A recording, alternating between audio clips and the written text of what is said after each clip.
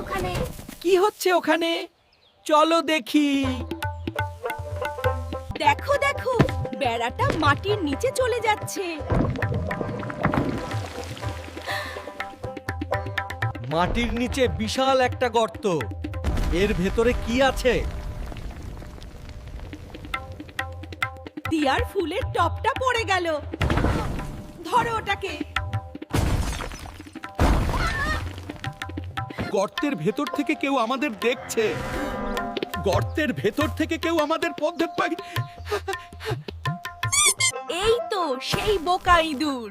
সে আবার খুঁড়তে শুরু করেছে। ইঁদুরটা খড়ের গাদার দিকে যাচ্ছে। চলো ওর পিছু নিই। সাবধান! ইঁদুরটা তো সব খুঁড়ে ফেলছে। সে এখন কুয়োর দিকে দৌড়াচ্ছে। ও কি থামবে না? অপু ওকে ধরার চেষ্টা করলো, কিন্তু ইঁদুরটা খুব চটপটে। কুয়োর তলাটাও ইঁদুরটা গর্ত করে ফেলেছে।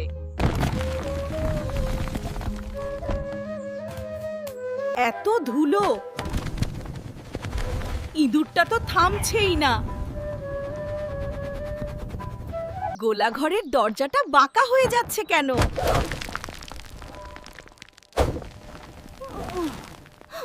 মাটির নিচ থেকে সোনার মোহর বেরোচ্ছে নাকি?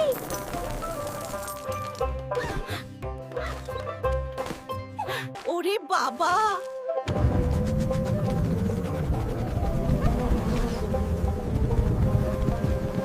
ইঁদুরটা পুকুরে ঝাঁপ দিল।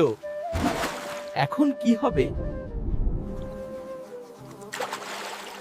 পুকুরের নিচেও সে গর্ত করছে। কি বোকা ইঁদুর! মাঠের মাঝখানে ঝর্ণা কোথা থেকে এলো?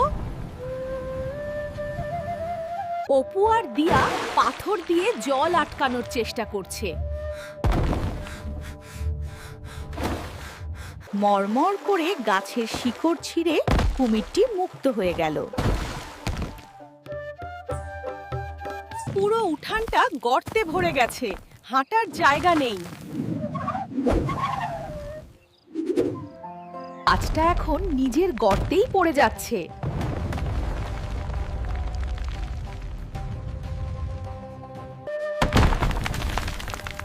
অপু ঠিক সময়ে ইঁদুরটাকে টেনে বের করলো।